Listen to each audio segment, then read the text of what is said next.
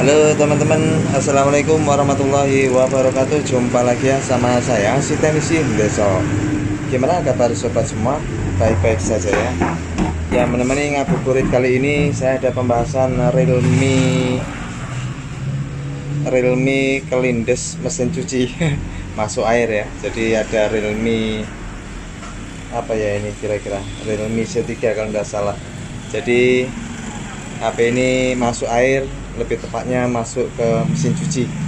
Wow, amazing. Apakah masih bisa diselamatkan? Kita akan coba bahas. Ya oke, jadi HP ini itu masuk mesin cuci.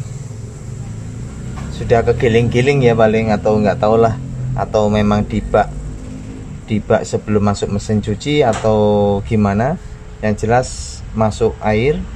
Nah, untuk kasus masuk air ini tentunya waktu kapan masuk airnya itu menjadi penting ya. Kalau masuk airnya sudah sebulan yang lalu, wah itu tahapan untuk pengerjaannya atau untuk memperbaikinya lebih susah ya. Tapi kalau baru 2 hari yang lalu atau baru saja terjadi, itu lebih mudah.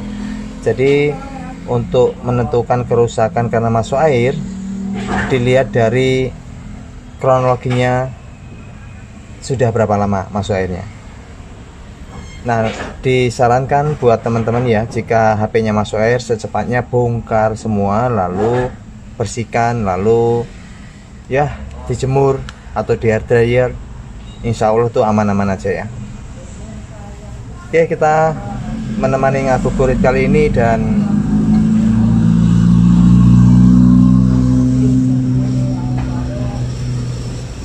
ini masih jam 3 kurang.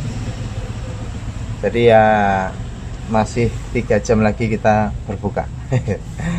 Langsung gas saja. Ya oke teman-teman, jadi HP ini sudah saya bongkar, dan kita bisa lihat ini efek dari air atau korosi itu seperti ini ya. Banyak yang diserang di bagian konektor, terutama konektor yang mengandung lampu. Nah, ini untuk konektor LCD ini kan ada jalur positif dan negatif ya. Lalu untuk di konektor bagian mesin juga seperti ada gosong. Nah, untuk kasus mati total ya, efek dari air, tentunya yang mesti kita fokuskan itu di komponen yang terkena korosi. Nah, bagaimana cara mengetahuinya ya, kita mesti bongkar ke bagian mesin, diangkat untuk di penutup kalengnya, lalu kita coba bersihin ya yang ada tingkat korosi. Oke, ini kita akan buka dulu untuk di penutup kaleng bagian IC power. Nah, biasanya untuk masuk air tuh yang sering diserang itu area IC power ya, karena di area itu terdapat jalur positif atau V-bed. Jika jalur positif itu grounding sama negatif, nge-ground artinya konslet. Nah, ini kita coba lepaskan penutup kalengnya. Kita angkat ya. Jadi usahakan untuk HP yang bekas nyelam masuk air harus dibongkar total ya. Penutup kalengnya dibuka semua. Lalu perhatiin ini, ternyata ada tingkat korosi yang terjadi. Biasanya itu kayak kerak-kerak putih ya. Jadi itu efek yang ditimbulkan karena air ya. Nah, itu bisa perhatiin tuh, sampai nyaris berkarat untuk di lilitannya. Ya, ini sudah saya buka untuk penutup kaleng area sinyal juga. Jadi semua dibuka lalu dibersihkan. Nah, usahakan bersih ya. Sebetulnya untuk kasus masuk air itu faktor terbesar itu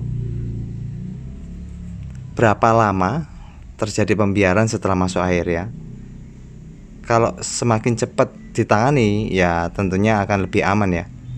Tapi kalau sudah lewat seminggu, 2 minggu, bahkan berbulan-bulan, itu biasanya sampai mengerak atau korosi hingga karatan ya.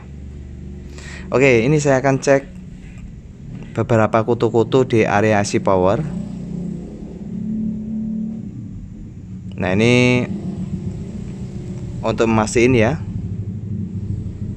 IC power aman ya, tanpa ada konslet.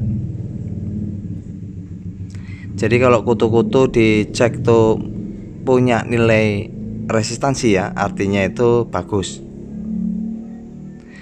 Nah, ini setelah saya coba cek IC power aman, kita akan coba copot ini konektor yang tadi korosi, yang ada kakinya sudah kosong ya. Kita akan pastiin apakah jalurnya ada yang kosong.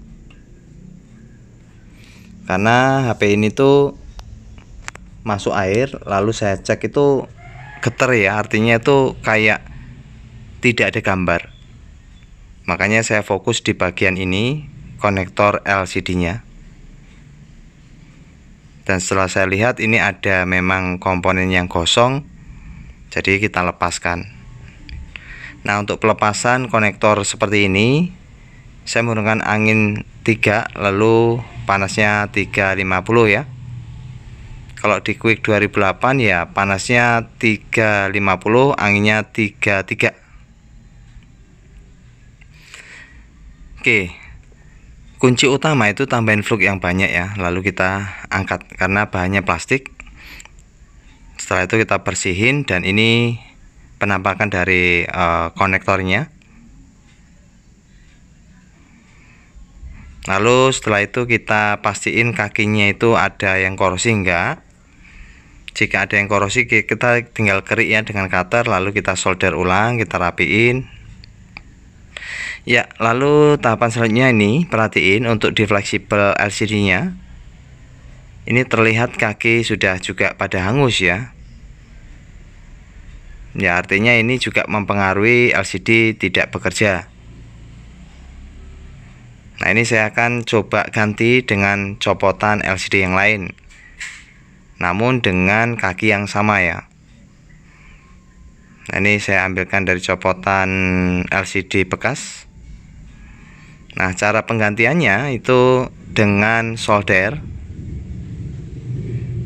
Tidurkan seperti ini, lalu tambahin fluk di area konektor yang akan kita lepas. Olesi seperti ini ya, lalu kita tempelkan di badan soldernya. Sambil kita geser, kita angkat. Nah, untuk fleksibelnya ini nempel ya, harus nempel, jadi tidak masalah. Biasanya fleksibelnya kuat ya. Ya, dikira-kira saja nempelnya juga jangan terlalu lama ya. Jika dirasa konektornya sudah terangkat ya sudah. Nah, ini perhatiin kaki-kakinya apakah sudah sempurna. Kalau ada tingkat korosi, kita tinggal kerik lalu tambahin timah dan disolder. Oke. Nah, ini kita akan solder ulang kakinya. Jadi supaya di saat nanti kita pasang atau ganti itu bisa presisi dengan baik ya. Oke, ini saya tambahin di mata solder yang panas timah ya, supaya bisa rata di tiap kaki-kakinya.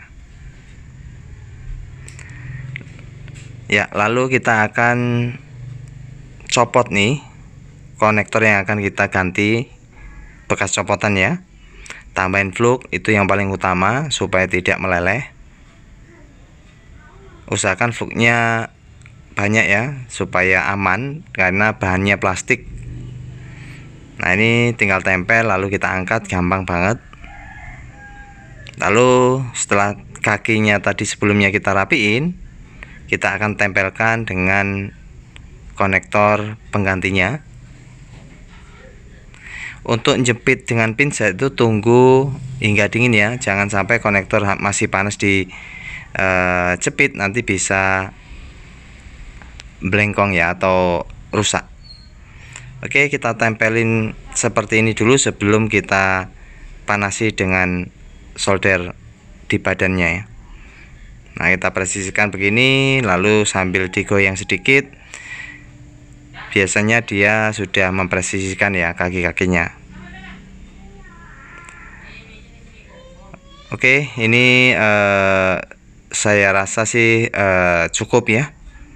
Jadi untuk penggantian di fleksibel khususnya konektor itu jangan gunakan blower, tapi gunakan solder ya. Tempelin di badannya. Nah, ini penampakannya sudah selesai. Kita tinggal bersihkan dengan cairan thinner. Ya, lalu setelah itu kita pasang nih konektor yang ada di mesin. Tadi kan sudah kita copot, lalu kita rapiin. Jadi kenapa ini saya copot? Ya karena ada kaki yang gosong ya. Kita tinggal kerok kaki yang gosong atau korosi, lalu disolder ulang. Oke, untuk pemasangan konektor ini saya gunakan anginnya 3, lalu panasnya 375 ya.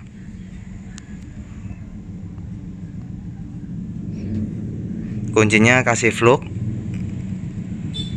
tembak sambil dipresisikan ya kaki-kakinya. Ya, seperti ini penampakannya. Saya rasa cukup. Nah, ini kita tinggal bersihkan saja sisa fluk. Jadi bilang pemilik HP ini tuh sempat dibersihkan ya. Di cas itu hanya bergetar. Ternyata si ini memang fleksibelnya yang rusak. Udah coba cek dengan LCD lain, bilang pemilik juga masih tetap hanya getar aja. Ya, ini sudah selesai ya antara konektor yang ada di mesin papan bot dengan yang ada di fleksibelnya.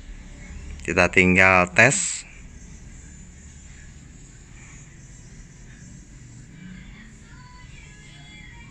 Lalu kita akan coba ya. Kita coba dengan cara tekan tombol power. Bismillahirrahmanirrahim. Mantap jiwa, mempesona ya. Muncul logo Realme ya. Jadi memang sering banget terjadi masuk air itu rusak di bagian konektor, terutama konektor LCD, lalu jalur lampu, pokoknya yang mengandung tegangan yang tinggi ya. Nah, tegangan tinggi itu di HP terdapat di jalur lampu, bisa nyentuh hingga 19 volt bahkan 22 volt. Nah, jika itu gabung atau kena air bisa grounding atau nge-shot ya. Oke, itu saja, semoga bisa dicari manfaat dan terima kasih. Tetap semangat. Bye bye. Assalamualaikum warahmatullahi wabarakatuh.